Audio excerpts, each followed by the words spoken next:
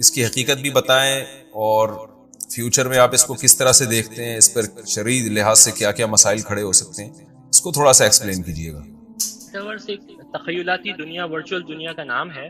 آپ نے video game تو کھیلے ہوں گے یا دیکھے ہوں گے. ایک دفعہ کھیلے تھے, ابا کی سے اتنی ڈانٹ پڑی تھی کہ اب تک دوبارہ, صرف سانپ والا نہیں, جب نوکیا آیا تھا تو کبھی کبھار تھوڑا سا سانپ والا تھوڑا سا ایک دو دفعہ کھیلا, اس کے بعد وہ بھی چھوڑ دیا. تو اس ویڈیو گیم کے اندر بہت زیادہ ترقی ہوئی ہے. تو اب وہ ایسا لگ رہا ہوتا ہے لوگ جب گیم کھیلتے ہیں کہ بالکل ریئلٹی ہے. تو اس کو اگر ہم تھوڑا سا اور ریئلٹی کے قریب لے کے آ جائیں اور اس کو اصل دنیا سے لنک کر دیں, یعنی ورچوئل تخیلاتی دنیا غیر حقیقی دنیا کو اگر ہم حقیقی دنیا کے ساتھ, آلات کے ساتھ, سینسرز کے ساتھ کنیکٹ کر دیں تو یہ میٹاورس کہلائے گا.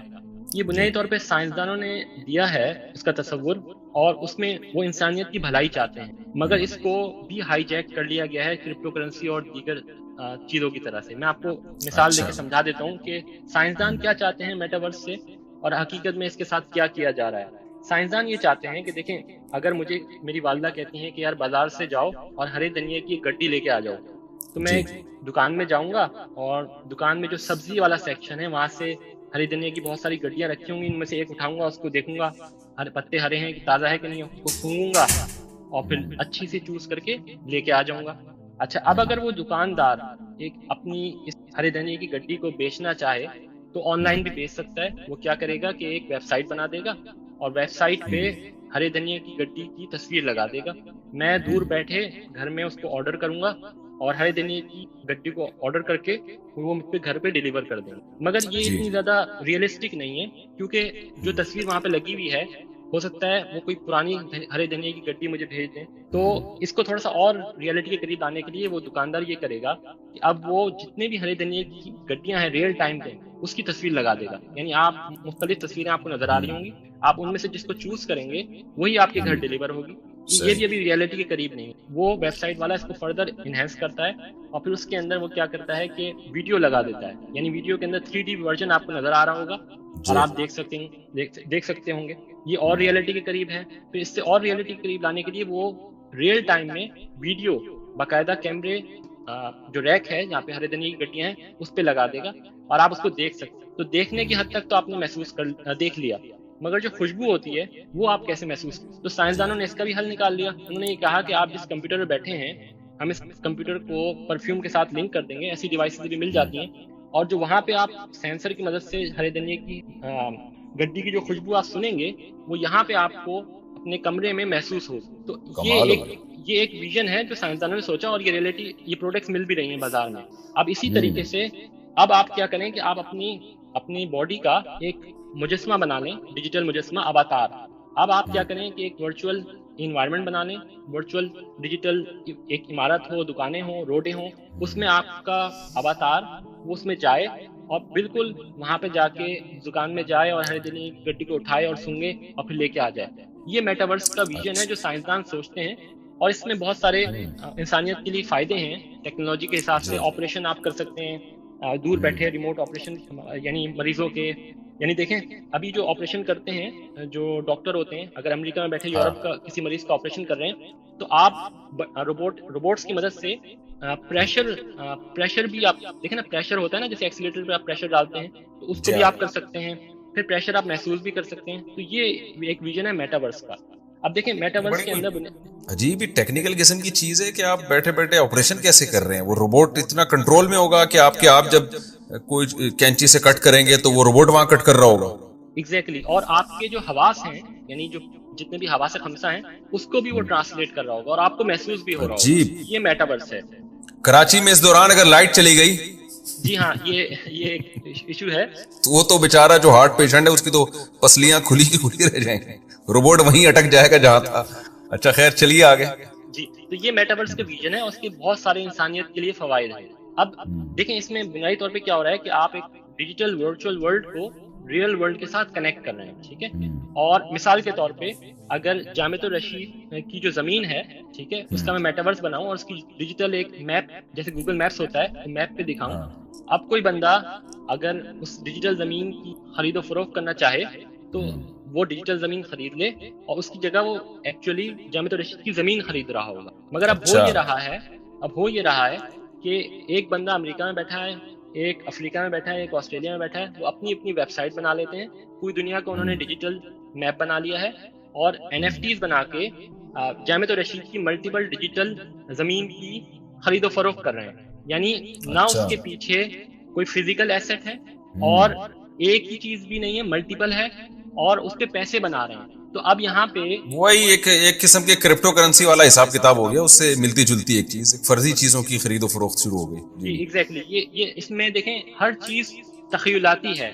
یعنی جیسے گیم کے اندر آپ اپنی کوئی گن خریدتے ہیں، گیمز کے اندر گن ہے، چشمے ہیں، جوتے ہیں، ان کی خرید و فروخت ہو رہی ہے. اور اس کی خرید و فروخت دیکھیں اگر غیر مسلم کریں کوئی مسئلہ نہیں ہے، مگر اگر اس کو اسلام کے لبادے میں اوڑھا جائے گا اور اس کو زبردستی یہ کہا جائے گا کہ نہیں یہ حقیقی دنیا ہے، تو یہ حقیقی تو نہیں ہے نا.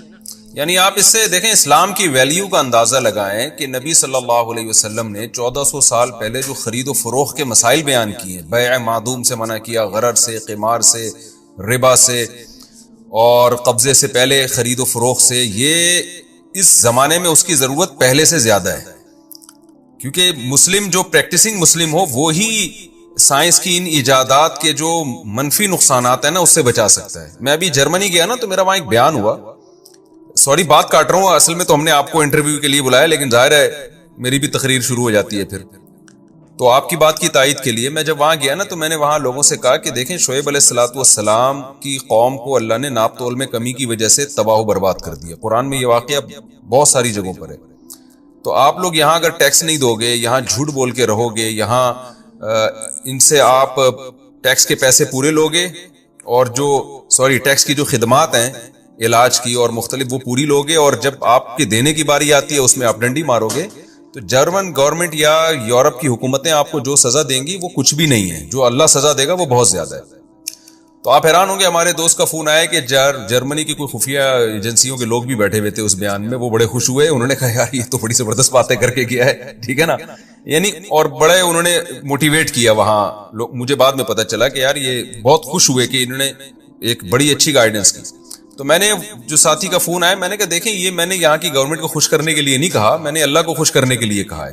اور حقیقت یہ ہے کہ اگر ہم اسلام کو صحیح معنوں میں فالو کرنا شروع کر دیں نا تو ہمارے پاس صحیح اور غلط کی جو ڈیفینیشن ہے وہ بھی بہت واضح ہے، اور اس کے لیے جو موٹیویشن ہے وہ بہت پاورفل ہے.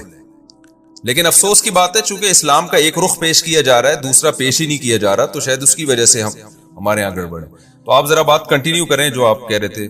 میں بتا رہا تھا کہ یہ جو میٹاورس ہے، کرپٹو کرنسی ہے، ڈیجیٹل زمینوں کی خرید و فروخت ہے، NFT جتنی بھی چیزیں ہیں یہ محض تخیلاتی ہیں، ورچوئل ہیں، ڈیجیٹل ہیں، ان کا حقیقت سے کوئی تعلق نہیں. دیکھیں فقہائے کرام نے بکری کے پیٹ میں جو بچہ ہوتا ہے کی خرید و فروخت کو ناجائز قرار دیا ہے، اور ناجائز پہ فقہائے کرام نے یہ کہا ہے کہ وہ موجود مستور الحال ہے، یعنی اس میں انسرٹینٹی ہے کہ وہ پیدا ہو نہ ہو، اور یعنی موجود تو ہے سائنٹیفکلی مگر اس کو بھی فقہائے کرام ناجائز قرار دے رہے ہیں. تو یہ جو میٹاورس پہ جتنی بھی چیزیں ہیں یہ تخیلاتی ہیں، فرضی ہیں، ڈیجیٹل ہیں، تو ان کی خرید و فروخت کیسے جائز ہو سکتی ہے؟ اس پہ پیسے کمانا، یہ مفتی آپ حضرات بتائیں گے کہ اس کا کیا حکم ہوگا. میں نے تو آپ کو سائنٹیفکلی بتا دیا کہ بھائی یہ ڈیجیٹل طور پہ موجود ہے. میں آپ کو ایک عجیب بات بتاتا ہوں.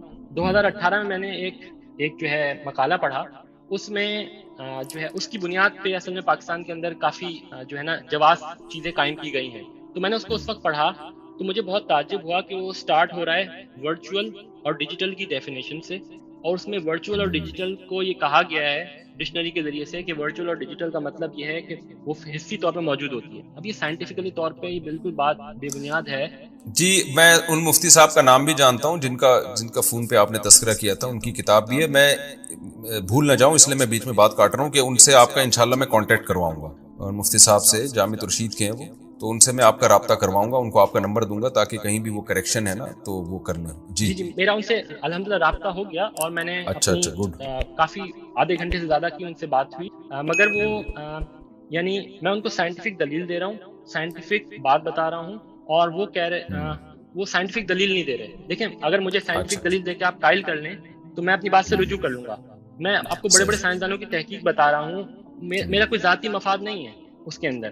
تو جو جو اسلاف کا طریقہ ہے وہ یہ ہے کہ اگر ان کو کوئی بات بتا دیتا ہے، جیسے آپ نے ماشاءاللہ سے مجھے موقع فراہم کیا کہ میں اس پہ اپنی بات پیش کر سکوں اور آپ اس کو سن رہے ہیں، موقع فراہم کر رہے ہیں، تو اسلاف کا یہی طریقہ ہے کہ اگر ان کے سامنے بات کی جاتی ہے اور دلیل والی بات ہے، سائنٹیفک بات ہے، تو اس کو مان لیتے ہیں، اس سے رجوع کر لیتے ہیں. جی تو ان سے الحمدللہ میری بات ہو گئی، مگر وہ غالباً اللہ بہتر جانتا ہے کہ کیا ریزنز ہوں گے.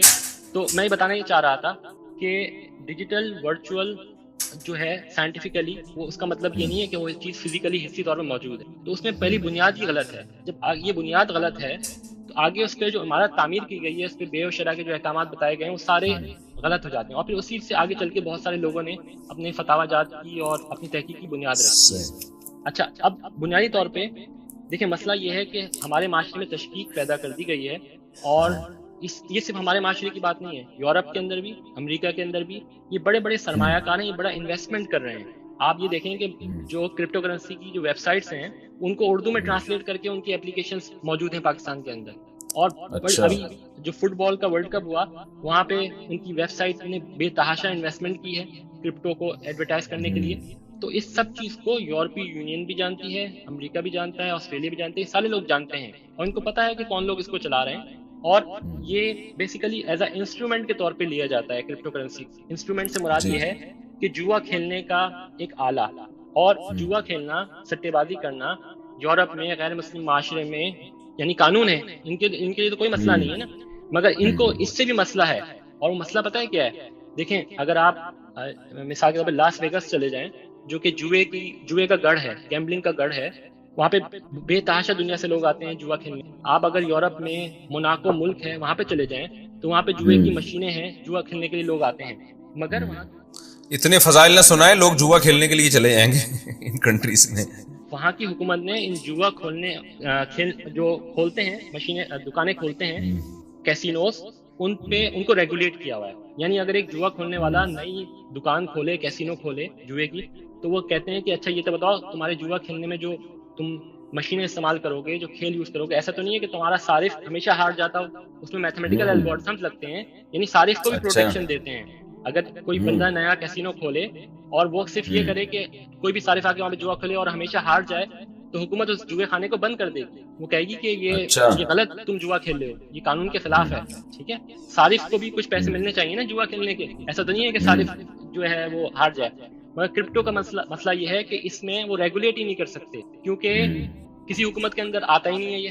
تو اب یورپ میں جو لوگ بیٹھے ہیں وہ یوٹیوب پہ سوشل میڈیا انفلوئنسرز کو دیکھتے ہیں، جن کو پیچھے سے یہ لوگ انویسٹ کرتے ہیں. اور یہ میں نہیں کہہ رہا، یہ یورپین حکومتیں کہہ رہی ہیں. وہ کہہ رہی ہیں کہ آپ ان سوشل میڈیا انفلوئنسر سے بچیں، جو کہ آپ کو سٹے بازی جوئے پہ لگا رہے ہیں، اور آپ اپنی پوری انویسٹمنٹ لگا دیتے ہیں اور آپ کے پیسے ڈوب جاتے ہیں. کچھ لوگوں کو فائدہ بھی ہوتا ہے، پیسے بھی ملتے ہیں، مگر ہم تو مسلمان ہیں نا، ہم نے یہ دیکھنا ہے کہ شریعت ہمیں دیکھیں، ہم نے یہ تو نہیں دیکھنا کہ اس میں ڈوبیں گے یا نہیں ڈوبیں گے. ہمیں تو شریعت نے کہا ہے کہ اگر جوئے سے غریبوں کی مدد بھی ہو رہی ہے، جو صحابہ کے دور میں جو جوا تھا، جو زمانے جاہلیت میں، وہ تو سارا جیت کے غریبوں کو کھلا دیا کرتے تھے. دیکھیں، وہ ان کا اپنا خانہ کعبہ، ان کا دعوے کے مطابق اللہ کہتا ہے وہ مسلمانوں کا خانہ کعبہ ہے. اس کی وجہ یہ ہے کہ سورہ بنی اسرائیل میں کا پہلا رکوع ہے کہ ہم نے بنی اسرائیل سے وعدہ کیا تھا، ان احسنتم احسنتم لانفسکم، اچھے عمل کرو گے تو ہم تمہیں زمین کی خلافت دیں گے، اگر برے عمل کرو گے تو ہم تم سے زمین کی خلافت چھین لیں گے. تو قرآن کہتا ہے یہودیوں نے عیسیٰ ابن مریم کا بھی انکار کیا اور بھی بہت ساری برائیاں کی، تو ہم نے ان سے زمین کی خلافت کا حق چھین لیا ہے. تبھی اللہ نے پہلے عیسائیوں نے قبضہ کیا بیت المقدس پہ، پھر اللہ نے ان سے چھینا. جب اسلام دنیا میں آیا، انہوں نے شرک شروع کر دیا عیسائیوں نے، تو پھر اللہ نے حضرت عمر کے دور میں بیت المقدس فتح ہوا، پھر مختلف فاتحین داخل ہوتے رہے. تو اصولی طور پر اسلام کا دعویٰ یہ ہے کہ بیت المقدس اہل اسلام کا حق ہے، اور آج کے قانون کے لحاظ سے بھی حق ہے. یعنی اسلام کا تو دعویٰ یہ ہے نا کہ مسلمان برحق قوم ہے. تو ابراہیم علیہ السلام کے حقیقی ماننے والے، پیغمبروں کے حقیقی ماننے والے محمد صلی اللہ علیہ وسلم اور ان کے فالوورز ہیں. یہودی صرف زبانی دعویٰ کرتے ہیں، حقیقت میں مانتے نہیں ہیں. تو اس لحاظ سے بھی بیت المقدس مسلمانوں کا حق ہے، اور اس لحاظ سے بھی حق ہے کہ جب ایک پوری دنیا میں ایک معاہدہ ہو گیا، ملکوں کی باؤنڈری کھنچ گئی کہ اب کوئی ملک کسی دوسرے ملک میں تجاوز نہیں کر سکتا، تو اس میں اس معاہدے کے مطابق بھی بیت المقدس فلسطینیوں کا تھا. تو یہودیوں نے اس لا کی مخالفت کی ہے. یونائٹڈ نیشن میں آج بھی زیادہ تر ووٹ فلسطینیوں کے حق میں جاتے ہیں، صرف امریکہ اور یو کے جو ہے وہ اس کی مخالفت ویٹو کر لیتا ہے. تو آج دنیاوی لا کے لحاظ سے بھی فلسطین مسلمانوں کا ہے, تو یہودی کا کسی لحاظ سے دعویٰ بنتا نہیں ہے اس پہ. جی نہیں, یہ فتویٰ ٹھیک نہیں ہے. یہ جو قرآن میں آتا ہے قاتل المشرکین کافۃ کما یقاتلونکم کافہ, ان تمام مشرکین سے لڑو جیسے کہ یہ تم سب سے لڑتے ہیں.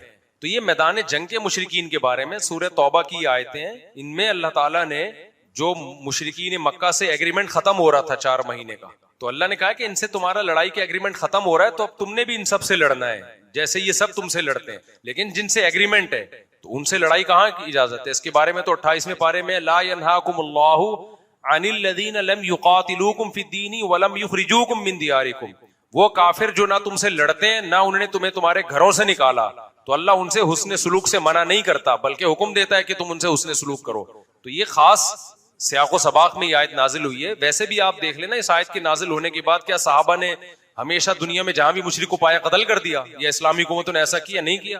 ہندوستان میں 1000 سال مسلمانوں نے حکومت کی, 80% آج بھی ہندو ہیں. اگر اس آیت کا یہ مطلب ہوتا تو 1000 سال میں کوئی تو فاتح اٹھتا اس پر عمل کر کے ہندوؤں کو قتل کر دیتا, نہیں قتل کیا. تو یہ آیت اس کے بارے میں بالکل بھی نہیں ہے, یہ میدان جنگ کے بارے میں ہے. ہاں بالکل غلط کہا ہے. بخاری مسلم کی صحیح حدیثیں ہیں, اسمعوا واطیعوا ولو سلط علیکم رجل حبشی کأن رأسہ ذبیبہ. آپ نے فرمایا سنو اور اطاعت کرو. یہ بخاری کے الفاظ ہیں جو میں پیش کر رہا ہوں آپ کے سامنے. ولو سلط, ایک سیکنڈ, اگرچہ تم پر مسلط کر دیا جائے ایک حبشی غلام, غلام بادشاہ بننے کا اہل نہیں ہے, امامت کا اہل نہیں ہے, تو بادشاہ بننے کا اہل کہاں سے ہو گیا؟ لیکن مسلط ہو جائے, ظلم کی بیس پہ آ جائے, لیکن جب بن گیا تو پھر مسلمانوں کا اتحاد توڑنے کی اجازت نہیں ہے. اس کے بعد پاور تھی تو بن گیا نا, غلط طریقے سے آیا, لیکن آپ نے فرمایا پھر بھی سننی پڑے گی اس کی. نہیں, یہ بات غلط ہے. دیکھیں مجتہدین کے جو اقوال ہمیں ان کی فقہ کی کتابوں سے ہٹ کے ملتے ہیں نا, تاریخ کی کتابوں میں, ان کا اعتبار نہیں ہوتا. امام حنیفہ کا یہ قول جو ہے نا کہ بغاوت جائز ہے, یہ فقہ کی کتابوں میں نہیں ہے, یہ تاریخی کتابوں میں. فقہ کی کتابوں میں جو قانون مدون ہوا ہے اس میں کہیں بھی بغاوت کی اجازت نہیں, اس پہ چاروں فقہ متفق ہیں. امام احمد بن حنبل کے دور میں تو معتزلہ کی حکومت تھی, وہ بھی برداشت کی انہوں نے, جو خلق قرآن کے قائل تھے, جنہوں نے امام احمد بن حنبل کو مارا بہت زیادہ. اس کے خلاف بغاوت کو بھی امام احمد بن حنبل نے حرام قرار دیا, کیونکہ جب تک آپ کے پاس پاور نہیں ہے اسباب کی دنیا میں تو بغاوتیں ناکام ہوتی ہیں, اور ناکام ہونے کا نتائج بڑے بھیانک نکلتے ہیں. اسباب سے اللہ نے اس دنیا کو چلایا ہے نا, تو گورنمنٹ سے لڑنے کی پاور ہے کس کے پاس؟ لڑے گا کون؟ آپ کہہ سکتے ہو ہم اسباب کے مکلف نہیں ہیں, تو یہ بات بالکل غلط ہے. نوح علیہ السلام نے 950 سال صبر کیا کیونکہ لڑنے کی طاقت ہی نہیں تھی. موسیٰ علیہ السلام فرعون کے خلاف خروج نہیں کیا, حالانکہ کلیم اللہ ہے. خروج کیسے کرتے اس کے خلاف؟ اس لیے کہ فرعون تو بچے قتل کر رہا ہے, وہ اپنے بچوں کو قتل ہونے سے بچا سکتے, وہ حکومت کا تختہ الٹنے کے لیے نکلیں گے, اور بھاگ بھی نہیں سکتے تھے. ایک ٹائم کے بعد جا کے اللہ نے حکم دیا کہ آپ مصر سے فرار اختیار کریں. تو ہم پیغمبروں کی تاریخ, اسلامی تاریخ, حجاج بن یوسف کے خلاف بغاوت کی تھی عبد الرحمن اشعث نے, یہ رکھ دیں یہاں پہ, جزاک اللہ, پانی بھی لے آئیں ذرا.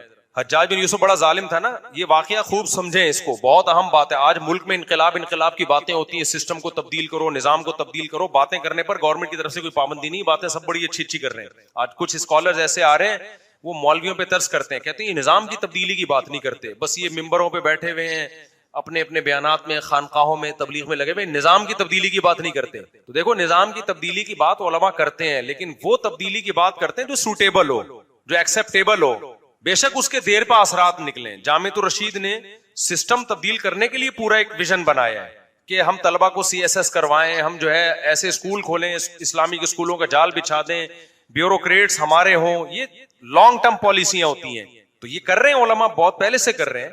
لیکن ایک طریقہ ہے آپ نظام کو پلٹ دیں مسلح بغاوت سے, اس کی علماء اجازت نہیں دیتے. یہ پہلے بہت تاریخیں آپ اٹھا کے دیکھیں. تو ایک واقعہ میں سناتا ہوں. حجاج ابن یوسف نے ایک لشکر تیار کیا تھا, شام بھیجا اس نے. دیکھو تاریخ سمجھنے کے لیے نا میپ کا سمجھنا بہت ضروری ہے, کہ آپ کو پتا ہونا چاہیے کون سا ملک دنیا میں کس طرف ہے. تو بہت بڑا لشکر تیار کیا, اتنا بڑا لشکر اس سے پہلے تیار نہیں ہوا تھا.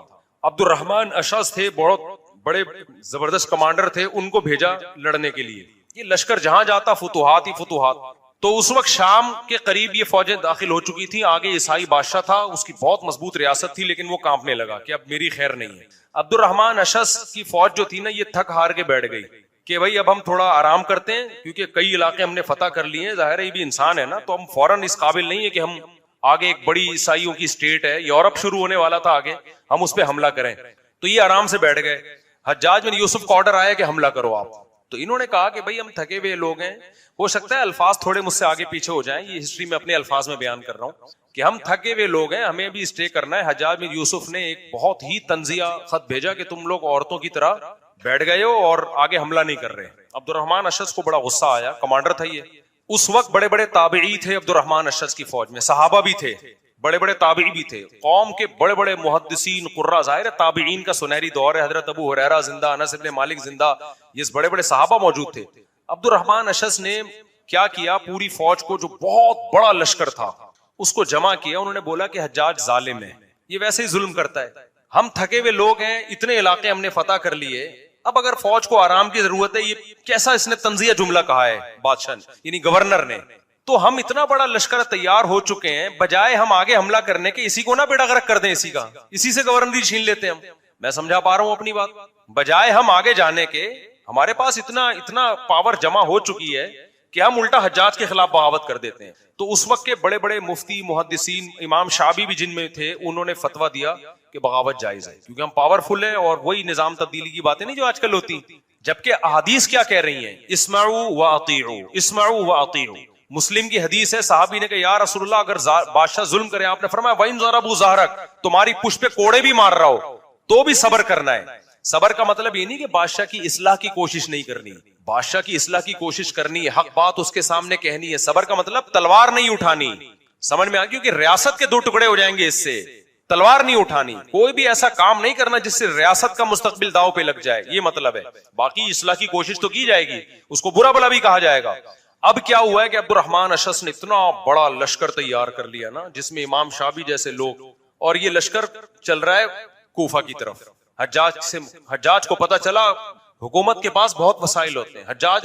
حجاج تھا طائف کا, طائف کے لوگ ویسے ہی بڑے سخت مزاج ہوتے ہیں. اس نے جناب اس سے بڑا لشکر تیار کر لیا اور بالآخر اس بغاوت کو کچلا ہے اس نے, حجاج نے. عبد الرحمن اشعث بھاگا. جس سے عبد الرحمن اشعث نے جہاد کرنا تھا نا, جس عیسائی بادشاہ سے, اس عیسائی بادشاہ سے عبد الرحمن اشعث نے معاہدہ کیا کہ تم مجھے پناہ دو گے اور میں تمہارے خلاف نہیں لڑوں گا. وہ عیسائی تو چاہ رہا تھا کہ میں تو ویسی بیزار تھا, اس نے کہا بھی ان کی مسلمانوں کی مجبوری سے فائدہ اٹھانا چاہیے. اس نے عبد الرحمن اشعث کو پناہ دے دی اور اس کے ساتھ چند مجاہدین کو. تو حجاج ابن یوسف نے اس شام کے بادشاہ کو خط لکھا کہ تیری اینٹ سے اینٹ بجا دوں گا میں, عبد الرحمن کو میرے حوالے کر. وہ ڈر گیا, اس نے بولا بھائی یہ تو واقعی بجا دے گا. اس وقت مسلمانوں کی ایسی پاور تھی کہ مسلمان جو کہتے تھے نا اس کا وہی مطلب ہوتا تھا جو وہ کہہ رہے ہیں. نہیں یہ بات ایک چٹکلا سنا دو, تھوڑا سا ہسٹری بھی بور بھی ہو جاتا ہے نا. ایک آدمی کسی کے گھر گیا, کسی نے ایک بندے کو بولا کہ ہمارے گھر آنا, کبھی ہمارے گھر کی بھی دال روٹی کھا لینا. بڑا سیٹھ آدمی تھا یہ, اس نے کہا کہ ہمارے گھر کی کبھی دال روٹی کھا لینا. لوگ کہتے ہیں نا مراد تو یہی ہوتا ہے جب آؤ گے تو مرغے کھلائیں گے, بکرے کھلائیں گے. اس غریب نے سوچا سیٹھ آدمی ہے, دال روٹی کا کہہ رہا ہے, لیکن وہ تو تواضع میں سب اپنے گھر کو دال روٹی کہتے ہیں, تو کھلائے گا تو مرغے بکرے نا. تو چلا گیا یہ, اس نے دال روٹی رکھ دی لا کے. اس کو بڑا غصہ ہے یار, اس نے تو دال روٹی کا مطلب دال روٹی. اتنے میں کتا بھونک رہا تھا میزبان کا, تو میزبان نے کتے سے کہا چپ ہو جا ورنہ میں تیری ٹانگیں توڑ دوں گا. ذرا پانی پی, جزاک اللہ. میزبان نے کتے سے کہا چپ ہو جا ورنہ میں تیری ٹانگیں توڑ دوں گا. تو مہمان کہتا ہے چپ ہو جا, ٹانگیں ہی توڑے گا. یہ جو کہتا ہے اس کا وہی مطلب ہوتا ہے, مجازی مطلب نہیں ہوتا. تو چپ ہو جا, جیسے اس نے دال کھلائی ہے نا, ٹانگیں ہی توڑے گا. تو پہلے زمانے میں مسلمان خلفاء, مسلمان بادشاہ, چاہے وہ ظالم ہی کیوں نہ ہو, پاور تو اسلام کی تھی نا. حجاج ظالم تھا لیکن اس کی فوج میں لڑنے والے تو بڑے بڑے بزرگان دین تھے, صحابہ تھے, تابعین تھے, اللہ والے لوگ تھے. تو اس میں بادشاہ کی حیثیت تھوڑی دیکھی جاتی ہے, تو دیکھا جاتا ہے لڑ کون رہا ہے. تو سارے بڑے بزرگ تھے, اگرچہ حجاج ظالم تھا لیکن وہ اس کے قائل تھے کہ بھائی ظالم ہے یا عادل ہے, ہمیں یہ نہیں دیکھنا, ہمیں تو اسلامی حکومت ہے. حدیث میں ہے کہ جب بھی ظالم بادشاہ ہو جہاد رہے گا, چاہے تمہارا جو امیر ہے وہ ظالم ہو یا عادل ہو, اس سے فرق نہیں پڑتا. فوج کا کمانڈر اگر انڈیا پاکستان کی بارڈر پہ لڑائی ہو رہی ہے اور آرمی کا آفیسر حکم دے فوجیوں کو کہ جا کے لڑو, فوجی کہہ رہا ہے کہ یہ تو فلمیں دیکھتے ہیں ہمارے آفیسر صاحب, ڈرامے دیکھتے ہیں, میں اس کی اطاعت نہیں کروں گا, تو حماقت اور بیوقوفی ہے نا. امیر کی, کمانڈر کی ذاتی حیثیت نہیں دیکھی جاتی کسی بھی اسلامی کنٹری میں, کسی بھی ریاست کے ذمہ دار کی ذاتی حیثیت نہیں دیکھی جاتی. تو عبد الرحمن اشعث کو جو ہے نا حجاج بن یوسف نے شام کے جو بھی تھا عیسائیوں کا بادشاہ, اس کو بھیجا کہ بیٹا اس کو میرے حوالے کر دے ورنہ تیری اینٹ سے اینٹ بجا دوں گا. اس کو پتا تھا بجا دے گا.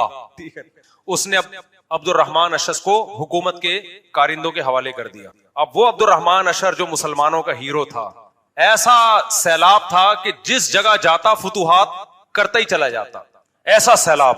وہ کیا باغی اور مجرم بن کے بیڑیاں ہاتھ میں ڈلی ہوئی ہیں اور قتل کے لیے اس کو لے جایا جا رہا. اور حجاج پھر قتل بھی ایسے نہیں کرتا تھا. تو وہ راستے میں کیا ہوا کہ سرائے ہوتے تھے پہلے نا مسافروں کے, تو راستے میں کہیں سرائے میں پڑاؤ ڈالا, تو عبد الرحمن اشس نے کیا کیا, بلندی سے وہ جو اس کے ساتھ جو زنجیریں لے کے آئے ہوئے تھے نا ان کو بھی گرا دیا, خود بھی گر کے خودکشی کر لی, مر گیا. اس کو اٹھا کے آگے جا کے بہت ذلت ہوگی. اور امام شافعی فرماتے ہیں ایک ایک رات ہم پہ قہر بن کے گزرتی تھی, کیونکہ اتنے صحابہ پھر حجاج نے شہید کیے, اتنے تابعین شہید کیے, اتنے لوگوں کو شہید کیا, جو اس جنگ میں ذرا سا شبہ بھی تھا نا اس کی بھی گردن اڑا دی.